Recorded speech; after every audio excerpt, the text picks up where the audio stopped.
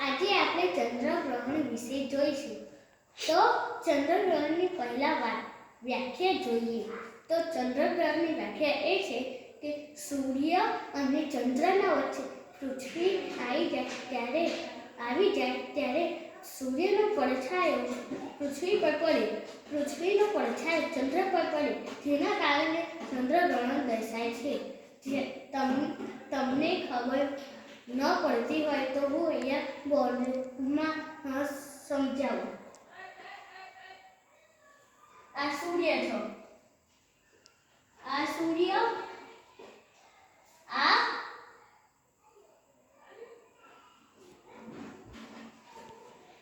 પૃથ્વી અને આ ચંદ્ર. સૂર્યનો પડછાયો જ્યારે પૃથ્વી પર પડે ત્યારે પૃથ્વીનો પડછાયો ચંદ્ર પર પડે. પૃથ્વીનો પડછાયો ચંદ્ર પર પડે જેના કારણે એ ચંદ્રગ્રહણ દર્શાય છે. જો તમને એક સરખી રીતે તો આપણે લાઈટ છે તો લાઈટ આપણે ઘરમાં ચાલુ કરીએ, નહીં તો સોસાયટીમાં, ત્યારે આપણે લાઈટના વચ્ચોવચ્ચ ઊભા રહીએ ત્યારે લાઈટનો પડછાયો આપણા તરફ પડે અને સામે આપણો જે પડછાયો પડે એવી રીતે ચંદ્રગ્રહણ દર્શાય. તો આ ચંદ્રગ્રહણ આજે આપણે ચંદ્રગ્રહણ છે એટલે આવ્યું આખું ટોપિક તો જોઈ લીધું. એટલે આ ટોપિકમાં હવે આપણે એક વાત જોઈશું જે એમાં શું છે કે તમને ખબર પડતી હશે કે ચંદ્રગ્રહણ અને સૂર્યગ્રહણ એ બધા એટલે આખી દુનિયામાં નહીં દેખાતા. આ પૃથ્વી છે, આમાં આપણું ભારત અહીંયા છે, આટલા ફ્રાન્સ છે, આટલા યુરોપ, આટલા આખું એશિયા છે, આટલા આફ્રિકા છે. આ ફ્રાન્સ ઘણીવાર ફ્રાન્સમાં દેખાય છે, સૂર્યગ્રહણ ફ્રાન્સમાં દેખાય છે, પણ આપણા ભારતમાં ન દેખાયું. પછી ઘણીવાર ચંદ્રગ્રહણ એશિયામાં પણ દેખાય. આજે એશિયામાં પણ ચંદ્રગ્રહણ દેખાવાનું છે. ફ્રાન્સમાં પણ ઘણીવાર દેખાય, ચંદ્રગ્રહણ આફ્રિકામાં પણ દેખાય. એવી રીતે બધા દેશોમાં નહીં દેખાતું. જે પૃથ્વી પર એના આધારે દેખાય. તો આ જે પૃથ્વી છે એમાં આપણે જે ચંદ્રગ્રહણ છે એ બધા દેશોમાં નહીં દેખાતું. એટલે આપણે જોઈ શકીએ છીએ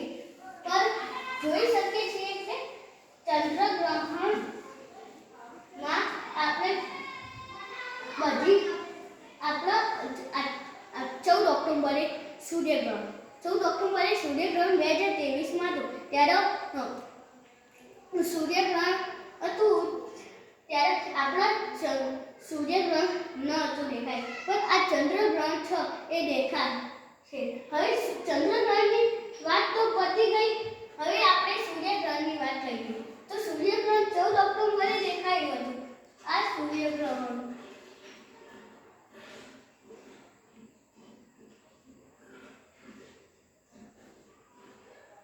પહેલા સૂર્યગ્રહણની વ્યાખ્યા જોઈએ.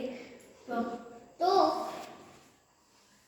સૂર્ય અને પૃથ્વીના વચ્ચે ચંદ્ર આવી જાય ત્યારે સૂર્યનો પડછાયો ચંદ્ર પર પડે અને ચંદ્રનો પડછાયો પૃથ્વી પર પડે, જેના કારણે એ સૂર્યગ્રહણ દર્શાય.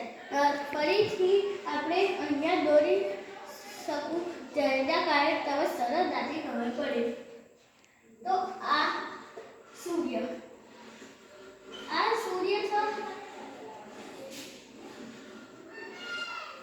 પૃથ્વી છે ને આ ચંદ્ર છે. મને ભૂલ થઈ.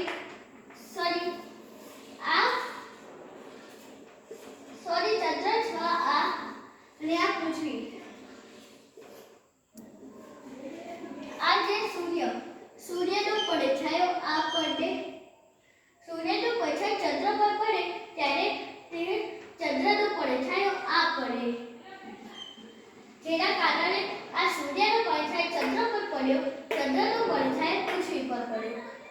ત્યારે સૂર્યગ્રહણ દેખાય, પણ સૂર્યગ્રહણ બધી જગ્યાએ ના દેખાય. જે મેં વ્યાખ્યા કરી એટલું જ આવ્યું હવે સરળતાથી બતાવીશ. તો